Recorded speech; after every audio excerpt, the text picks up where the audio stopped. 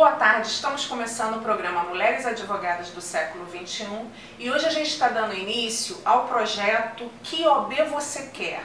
Então você é advogada e advogado que quer fazer a diferença, esse é o momento de você conhecer os candidatos. E para esse primeiro programa, a gente está recebendo o candidato Luciano Viveiros, bacharel em Direito pela PUC, atuando há mais de 33 anos na profissão, é mestre em Direito de Economia pela Universidade Cândido Mendes, especialista também em processo pela Universidade Fundação Oswaldo Aranha, atuou como professor na UERJ, na UCAM, na Faixa, além de ter coordenado o curso de pós-graduação pela Unif e pela Unifares, além de, em 1992, ter fundado a Escola Superior de Advocacia da OAB-RJ, tornando-se o único decano com mais de 15 anos atuando como coordenador e docente.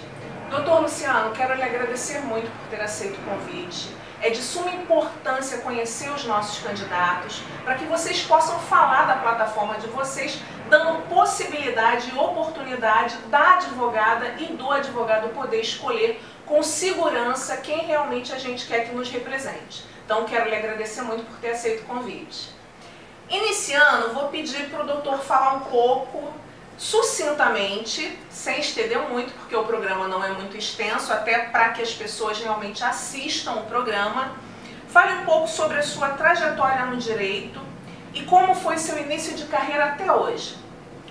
Bom, eu me formei pela PUC-Rio em 1993 e daí fui para São Paulo. E em São Paulo eu tive experiências na área pública e privada. Eu cheguei a fazer parte da assessoria do senador Mário Covas, que era prefeito de São Paulo. Cheguei a fazer parte da assessoria do ministro Almir Pazaroto Pinto, que era ministro do Trabalho. Trabalhei também na iniciativa privada como advogado, fiquei 10 anos em São Paulo e voltei ao Rio de Janeiro. E na volta ao Rio de Janeiro, abri um escritório de advocacia, do qual faço parte até hoje. Já advoguei para grandes escritórios, como a Mascaro Advogados Associados, que é do professor Maurício Mascaro, advoguei para o escritório Castro Barros, e, enfim, a gente tem um trabalho de livros, né, autor de 5 obras jurídicas, professor e advogado militante da Justiça do Trabalho. Me diz uma coisa, o doutor já tem uma experiência de ter vindo candidato outras vezes para a presidência da seccional do Rio de Janeiro. Essa experiência muda alguma coisa? Você está mudando esse ano na sua campanha algo que aprendeu esses outros anos? Olha, eu posso te dizer o seguinte, 2009 fui candidato, era uma briga complicada, porque era o presidente contra o vice, era o doutor Adir Damu contra o Lauro Schuch, nós criamos uma chapa alternativa. Levamos uma proposta também alternativa. Em 2012 eu enfrentei a doutora Carla Fontinelli e o doutor Felipe Santa Cruz, também procurando uma alternativa. E em 2015 nós já tivemos um confronto já direto com o doutor Felipe Santa Cruz, ficamos em segunda posição, e também trazendo sempre uma alternativa à administração atual da ordem. O que nos preocupa é um longo processo de 12 anos com a mesma gestão. E a gente acha que isso deve ser renovado. Eu até citei há pouco numa reunião o Rotary, que eles têm um sistema de renovação e não cabe reeleição. Eu sou contra a reeleição. Eu acho que toda entidade de classe deve ser oxigenada, deve ser renovada. E a gente busca fazer essa renovação. Por isso que eu, de forma insistente, venho apresentando uma opção de candidatura para poder trazer um novo. Agora, deixa eu ressalvar uma coisa muito importante para o teu público. Eu acho que hoje a advocacia está sangrando.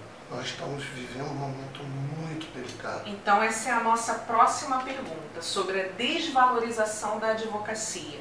A gente está sofrendo muito para militar, está ficando muito complicado por advogado. Muitos advogados que já têm 30, 35 anos de militância diz que nunca passaram tanta dificuldade como estão passando agora. E aí a pergunta, você tem algum projeto para tentar modificar esse cenário? Eu acho que a advocacia precisa de uma redenção. Na verdade, o nome correto é esse. Eu tenho, inclusive, colocado esse nome para os programas que a gente tem apresentado. Nós precisamos dar uma reviravolta nisso tudo. E eu acredito que isso só se faz com diálogo. Nós assistimos a alguns posicionamentos da atual gestão de ir para a porta do fórum, de gritas, de barulhos, de desagravos. Eu acho que isso não resolve, não resolveu. Definitivamente eu acredito no diálogo. Eu acho que Gandhi foi um grande propulsor do diálogo. Ele demonstrou o tempo todo que o diálogo é fundamental. E eu quero estabelecer um diálogo geral, concreto, permanente com o Poder Judiciário de todos os níveis. O Judiciário aqui do Estado, seja o federal, o estadual, a Justiça do Trabalho, o nacional também, Brasília, enfim, eu quero um diálogo permanente para que a gente possa reverter esse quadro. O que precisamos na advocacia é acabar com a morosidade. O processo correr rápido e o advogado pegar o mandado de pagamento e o alvará. Isso que é o grande... O diálogo traz a paz, né? Sim. Aproveitando que você falou um pouco sobre o desagravo, quando a advocacia ela é ofendida, você acha que o caminho é o desagravo ou não? Teria uma outra opção que pode melhorar o respeito com a advocacia? Eu vou te falar um fato, né? Há um juiz do trabalho, não cabe citar nomes, que todos os colegas reclamam. Ele é agressivo, enfim. E eu, como militar da Justiça do Trabalho, eu convivo com isso. Eu uma vez conversei com ele. Eu falei com ele, você sabe como é que eu resolveria se eu estivesse na presidência da OAB? Dialogando, trazendo o colega aqui, entendendo por que você ofendeu o colega, porque o colega foi ofendido, e assim conseguir estabelecer um diálogo para que você não repetisse isso novamente. Falei com ele, de forma sincera, e ele compreendeu. Ele compreendeu. Então acho que esse diálogo permanente que seria a forma de solucionar. É evidente que a OAB tem um sistema de desagravo, isso aí ninguém vai desarmar esse sistema, que é um sistema antigo, tradicional, que a gente busca, através do desagravo, mostrar a insatisfação da advocacia com determinado magistrado. Mas eu acredito que só o diálogo vai resolver isso, além do ato de desagravo. Diálogo com serventuários, diálogo com o juiz e diálogo com nós próprios advogados. Que nos falta também diálogo entre nós. Vamos falar um pouquinho sobre a bancada feminina, que é uma coisa que vem preocupando a gente. A gente teve em 2016 o provimento 164, que era um provimento da campanha Valorização da Mulher Advogada. E agora, recentemente, né, dia 4/8 de 2018, houve uma aprovação na Nacional de mudar o nosso regulamento geral. E com isso passar a ser obrigatório a cota de 30% para ambas as partes, mas a gente sabe da deficiência das mulheres advogadas participarem. A sua chapa, ela vem diferenciada, você já trouxe para esse ano, tendo em vista que só entrará em vigor em 2021, a sua chapa já vem diferenciada, já trouxe um número maior de mulheres? Olha, Amanda, em 2009 a nossa chapa tinha a maioria mulher, eram 51%, se não me engano, é inédito isso. Em 2012 também fizemos um índice de 45, 47, não me lembro de pontuação exata. Em 2015 a mesma coisa. E agora a gente pretende trazer a mesma cota, fazendo com que a mulher seja representada tal qual ela é representada na ordem. Mas isso já para cargos de direção, por exemplo, também são 5 na diretoria. Já está havendo na diretoria um número de mulheres? Sim, a gente pretende fazer isso, é uma pretensão. A mulher tem um problema com essa participação política. Ela tem uma jornada dupla. A gente tem que entender isso. A mulher, ela é mãe, é advogada, é esposa, às vezes até é vó, é neta, é mãe dupla, às vezes mãe da própria mãe.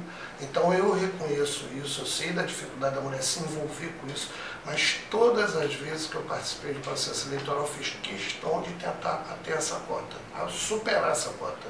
E eu vou te dizer uma coisa, eu posso dizer aqui, isso não tem como provar, mas ao longo da minha história você vai ver, eu sou feminista, eu defendo arduamente a mulher, discordo com relação a como a mulher é tratada no mercado de trabalho, sou um árduo defensor disso, e graças a Deus fiz uma filha que chama Amanda, que é uma grande guerreira, me sabe. Mas aí me responda a pergunta que não quer calar, qual é a proporção de mulheres na sua chapa? Eu ainda estou montando. A chapa ainda não está montada? Não, eu fiz o registro, como existem muitas composições que tem que se fazer, amanhã a gente finaliza isso. Mas pretende ter alguma mulher representante para a federal? Pretendo. Sim, no Conselho Federal sempre tive, pretendo, claro, fundamental. Não sei se o doutor acompanhou, mas houve uma revolta muito grande das advogadas. Então, vários movimentos de mulheres, tanto de vários movimentos hoje que tem, de movimentos de advogada, quanto de outros movimentos feministas. E esses movimentos foi feita uma carta que foi levado ao presidente nacional, o Lamáquia, exatamente querendo saber por que, diante de um provimento 164, onde começou a se trabalhar a valorização da mulher advogada, por que somente em 2021? Então, a pergunta que eu quero fazer para o candidato, na sua visão, você achou correto somente para daqui a 3 anos, ou você acha que poderia sim já ser implementado agora em 2018? Eu critiquei isso nas redes sociais, Amanda. Eu fiz um texto explicando que eu discordava disso veementemente. Eu posso te dizer uma palavra muito feia para o teu espectador, mas me perdoe, isso é casuísmo. Alguém está com problema de atender a cota e agiu dessa forma. Me perdoe. Alguém está com problema de montar a chapa com a representação feminina e agir dessa forma. Eu não abriria a mão disso e não abro mão disso. E ainda acredito que essa cota está errada. 30% não é um número perfeito. Deveria ser 50-50, né? Aí seria o melhor dos mundos. Então agora eu vou fazer a pergunta de uma advogada, a doutora Rosa Maria Fonseca, de Volta Redonda. Ela quer saber se o doutor for eleito, se pretende implementar para coibir, abre aspas, o que pretende implementar para coibir a inadimplência de clientes no que tange a honorários advocatícios, fecha aspas. Isso é um problema que hoje em dia o país está vivendo, né? A inadimplência é uma coisa, eu vivo isso, eu tenho advogados para empresas, para reclamante e reclamada, e algumas empresas estão pedindo sempre para reduzir os honorários, enfim. Isso é uma briga que vai se estabelecer sempre. Eu acho que em todo lugar do mundo deve existir isso. Eu não tenho conhecimento, mas é uma briga que sempre existiu. Eu sou favorável a criar fatores de resoluções, câmaras de resoluções que possam fazer isso. A OAB podia criar uma câmara de resolução para tratar disso. Eu tenho muita vontade de prospectar essa ideia, tentar levar isso para a ordem participar mais desse processo de mediação e conseguir solucionar. Talvez uma câmara de mediação para arbitrar esse tipo de questão de honorários na própria OAB. Nós fizemos uma pesquisa e muitas advogadas e advogados não votam. E eles falaram que não votam porque eles não acreditam na Ordem dos Advogados do Brasil e dizem que a OAB não serve para nada, a não ser para cobrar uma anuidade que eles acham que é abusiva. Eu gostaria que o candidato mandasse alguma mensagem para essas advogadas e esses advogados que não participam, mostrando para eles a importância de participar e mostrando qual será o seu diferencial se for eleito. Amanda, eu fui vítima disso na eleição passada. Houve quase 30% de abstenção. Eu talvez tenha perdido para a abstenção. E quem se abstém, ele ia votar contra. Ele ia votar em mim, ele ia votar na oposição. A pessoa que está desgostosa, ela vota na oposição, mas ela não votando, ela elege a situação. Então eu acredito que isso daí é uma questão de consciência. Há pouco tempo nós vimos um anúncio do King Burger falando sobre isso. As pessoas eram convidadas a uma brincadeira de ganhar um sanduíche e votar. E quem apertava nulo, apertava em branco, a pessoa dava o sanduíche, quando ele abria era um hambúrguer, era só pão, não tinha hambúrguer. Alguém comeu sua carne. Então eu diria para as pessoas que são pessoas que estão desgostosas com a entidade, que registrem a sua insatisfação votando, seja na situação ou na oposição, mas que vote, que mostre o seu dever de cidadão e apresente a sua representatividade dentro da nossa entidade. Agora uma nova pergunta da doutora Ivonete Oliveira. Ela gostaria de perguntar, abre aspas, qual o projeto ou planejamento para incentivar a administração e o exercício da advocacia da mulher, em especial a mulher negra? Fecha aspas. Olha, na minha chapa sempre, graças a Deus, eu cumpri todas as necessidades de envolver as minorias. Na nossa chapa tem representantes LGBT, são pessoas, inclusive, que são parte de movimento LGBT. São também mulheres, são negros. Para você ter uma ideia, o meu vice na eleição de 2012 foi um negro, doutor Abelão Natividade Costa. Na eleição agora de 2015, a última, foi o doutor Leonardo Pessoa, também da raça negra. Então as minhas representações com a entidade estão cumpridas, as minhas vão brincar cotas. E eu sempre pretendo aumentar isso cada vez mais, porque eu acho que a representação da minoria é fundamental. Isso está no nosso programa. Dar valorização à participação LGBT, minorias, mulheres, negros, isso é fundamental. E acesso acesso a também os deficientes físicos. Com a implantação do processo eletrônico, muitos advogados e advogadas foram excluídos da militância da advocacia, principalmente os idosos e os deficientes visuais. Infelizmente, a plataforma do processo eletrônico não pensou nos idosos e não pensou nos deficientes. No seu projeto, você tem alguma coisa que vá incluir esses profissionais que foram excluídos? Olha, Amanda, eu posso te dizer, eu fui um dos primeiros na campanha de 2009 a apontar isso. Em 2012, novamente, eu apontei que já se assinava o processo eletrônico. Em 2012, a Justiça do Trabalho estava passando por mudanças. Eu sempre advoguei a tese que deveria haver um período de transição entre o papel e o eletrônico. Isso realmente afastou colegas meus, inclusive pessoas que são da chapa, estiveram conosco em eleições passadas, são idosos, do mercado de trabalho. Eu, hoje em dia, sinto a ausência de alguns advogados trabalhistas que são idosos, que são colegas que eu vivia com eles no fórum e hoje em dia não os vejo mais. O único problema é que a gente não pode ir contra a modernidade. Então a OAB já fez isso, mas isso tinha que se evoluir cada vez mais. Um processo forte de treinamento e desenvolvimento desses idosos. E isso não é através de aulinhas, de cursos ou de internet. Isso é feito de forma especial, porque os idosos têm dificuldade de compreensão. Eu me considero idoso, eu tenho 60 anos. Eu já estou até não pego fila, já tenho aquela condição de idoso. Então eu, às vezes, tenho dificuldade de acessar o processo eletrônico. E só pessoas que têm preparo para isso, para condições de explicar ao idoso, paciência, é que vão poder fazer parte desse processo de Na verdade, eu acho que não é nem uma questão de ir contra a modernidade. Na verdade, é uma questão de você, com a modernidade, não excluir. Por exemplo, a gente falou do idoso, mas e o deficiente visual? Como que ele vai trabalhar numa plataforma que sequer quis incluir? Né? E, na verdade, a gente percebe que tanto a Ordem dos Advogados do Brasil como a Justiça brasileira não se preocupou com os direitos humanos. Né? Aí a gente vê quem deveria, né, ser o grande guardião da Constituição, esquecer desse ponto. Agora eu vou fazer uma pergunta da doutora Débora Prats. Ela é uma deficiente visual e ela fez algumas perguntas. Abre aspas. O que o senhor fará para garantir as prerrogativas das advogadas e dos advogados com deficiência? Fecha aspas. Isso daí eu volto a repetir. O diálogo é fundamental. O acesso à justiça, nós dependemos do Poder Judiciário.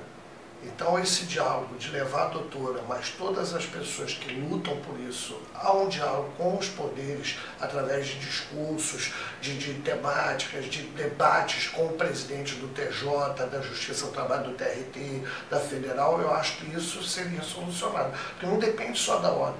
A OAB tem uma participação nisso, mas o que está faltando é o interface, é o diálogo entre as partes. Aí ela continua com uma outra pergunta, abre aspas, sobre acessibilidade para pessoas com deficiência.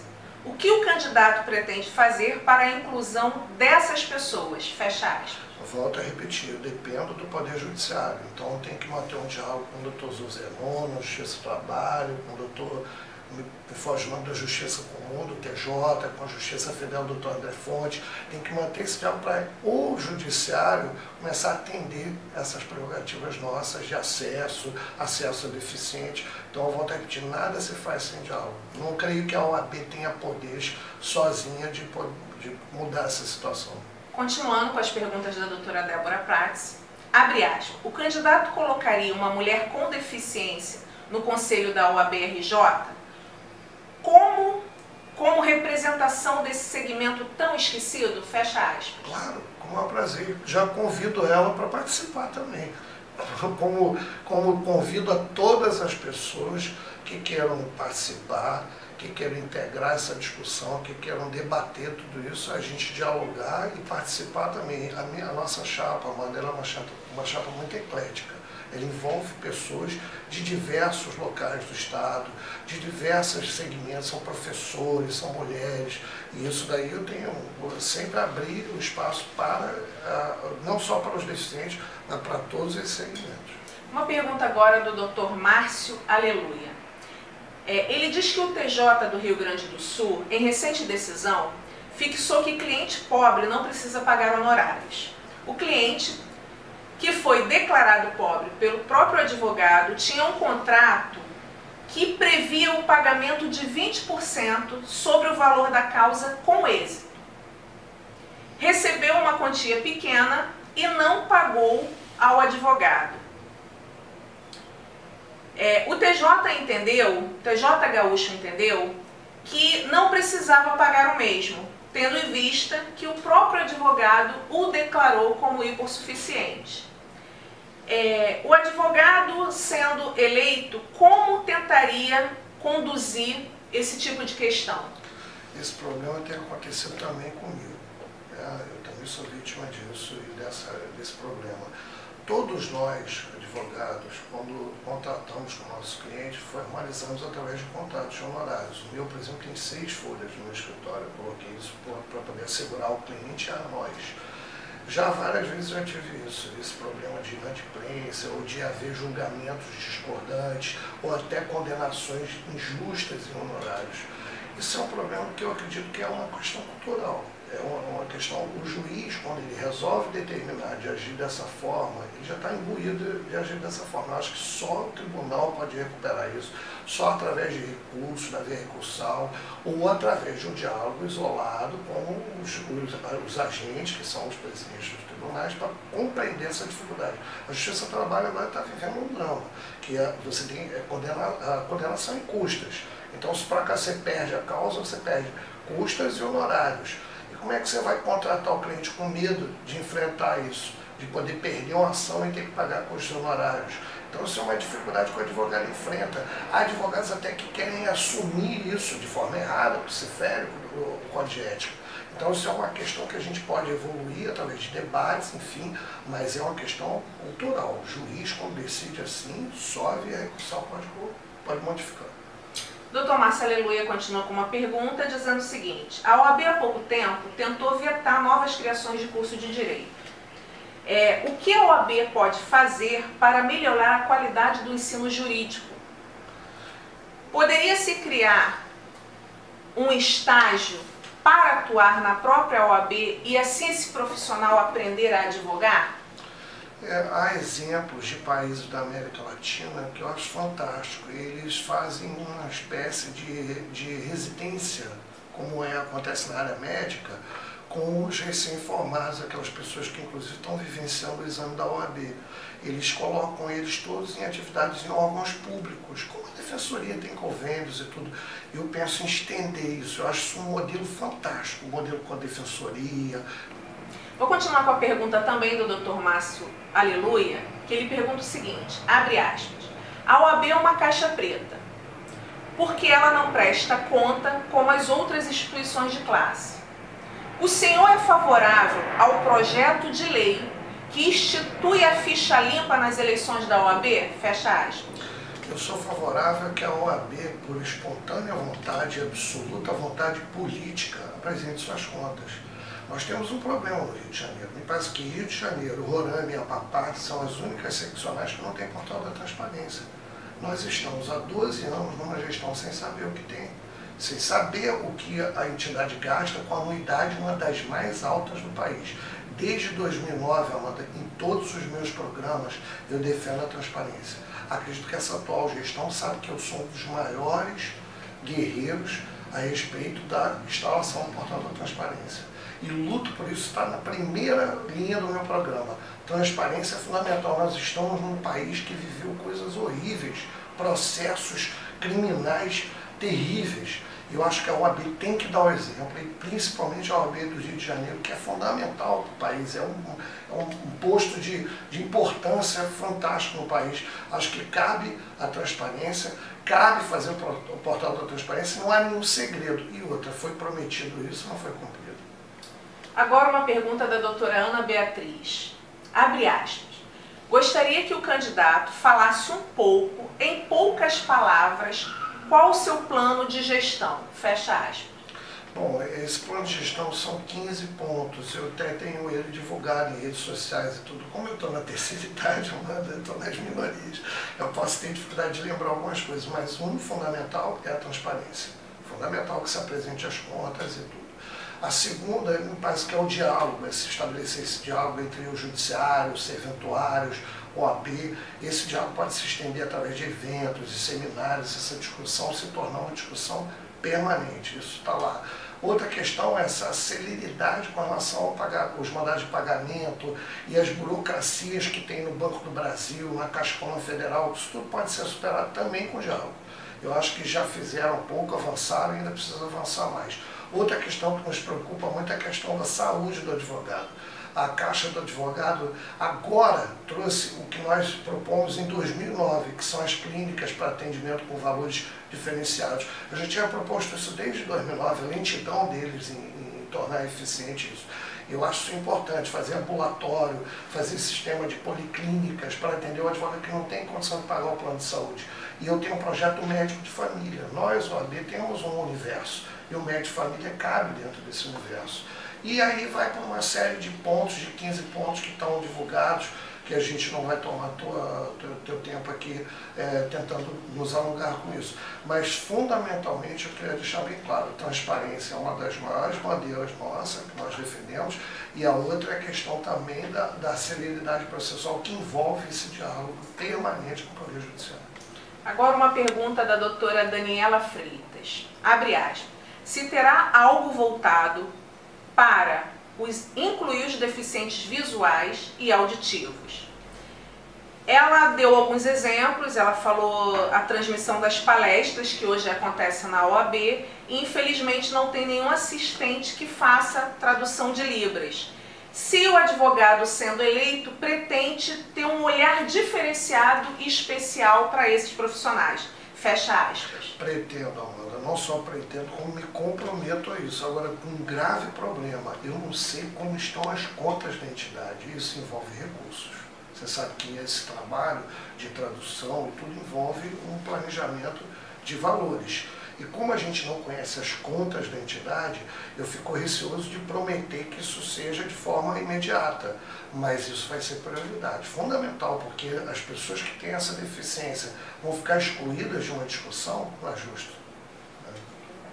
A última pergunta, a doutora Inês Aiva, abre aspas, se o candidato tem em sua plataforma o intento de incentivar ou convencer o TJRJ a incluir mais a figura do advogado e da advogada nos projetos, principalmente no caso de mediação, conciliação e juizados especiais. Fecha aspas. Olha, nós vivenciamos um problema há pouco, né, com aquela moça Valéria, com relação ao juiz leiga. Eu cheguei num determinado momento, Amanda, vou até te externar isso, que isso é uma questão muito delicada. Você sabe que existe o 5º constitucional no 2º grau de jurisdição, no 3º, mas não tem no 1º. Mas, ao mesmo tempo, tem juízes leigos. Nós, advogados, colaboramos também com a celeridade do judiciário. Quem sabe, talvez, a gente tenta pensar numa possibilidade de transformar o 5º no 1º grau também, trazer essa discussão.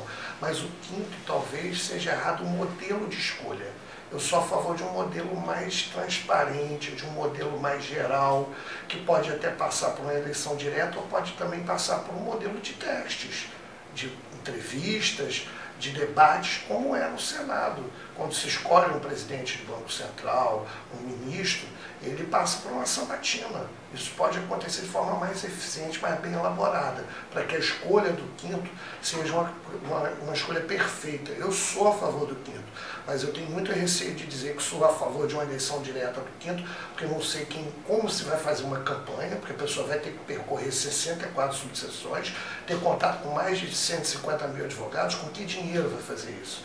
Quem vai financiar isso? Então me preocupa muito a eleição direta para o 5º, me preocupa a escolha hoje do 5º e me preocupa essa ausência de 5º talvez no 1º grau, ou uma efetividade mais própria para que o advogado possa participar nessa celeridade de mutirões, de julgamentos em 1º grau. Vamos então para o nosso bate-bola. É uma brincadeira que eu sempre faço no final do programa. Eu falo uma palavra e o que vier na sua cabeça, o doutor me responde. Política. Política, uma reforma total. O Brasil está precisando disso urgente. Democracia. É o fundamento principal de qualquer discussão neste país chamado Brasil. Advocacia. Um sonho, uma realidade e uma redenção para a gente mudar todo esse quadro que estamos vivendo. OAB. OAB é a entidade prestadora de serviço para a classe e ela tem que fazer isso com qualidade, eficiência e transparência. Agora me responda, por que votar na chapa do Luciano Viveiros? Porque é renovação, porque eu trago novo, porque eu nunca tive nas gestões da OAB, exceto na ESA como professor, nunca participei de conselho, de nada, e a gente tem a oportunidade agora de trazer a ordem por um outro prisma, levar a ordem por uma outra gestão que possa trazer essa redenção que nós precisamos, as mudanças, e nós precisamos oxigenar o sistema. Não devemos mais apostar no mais do mesmo, devemos apostar na renovação. Complete a minha frase. Luciano Viveiros, como representante da advocacia na OAB-RJ, será uma pessoa que vai todo dia estar na rua, no acesso ao fórum, na vida forense, como eu estive hoje, em campanha, fazendo sustentação no tribunal. O contato permanente com os colegas na rua e não em gabinete. Você vai querer se esconder de mim, você vai para dentro da OAB, você vai querer me achar, vai me achar no fórum. Então faça sua propaganda agora e peço voto às advogadas e os advogados. Então, fundamentalmente para as mulheres, participem mais do processo eleitoral. Reconhecemos que você tem dupla jornada, que você é mãe, que você é mulher, que você é ativa, que você está na sua vida com várias atividades, que você vive esse problema da mulher viver, a dificuldade de ser esposa e tudo, mas venha participar, participe da nossa atividade, represente a sua classe e viva o dia a dia da advocacia por dentro da gestão da ordem, que isso é fundamental. É preciso você colaborar. A gente precisa da mulher nesse processo. Doutor Viveiros, quero te agradecer mais uma vez. Foi muito importante a sua vinda aqui, isso é importante demais, porque eu acho que é isso que a gente está querendo, uma transparência e alguém que realmente queira ver e perceber o que hoje a advocacia está precisando. Então, muito obrigada mesmo. E a gente vai ficando por aqui, finalizando só com a nossa citação, né, da Lourdes Lutz: somos mulheres, somos meninas, forte como aço e delicada como o mais fino cristal. E eu peço para vocês mandarem mensagem para a gente, mulheresadvogadasdoséculo21@gmail.com. E não esqueçam, se inscrevam no canal, é importantíssima a participação de todos vocês.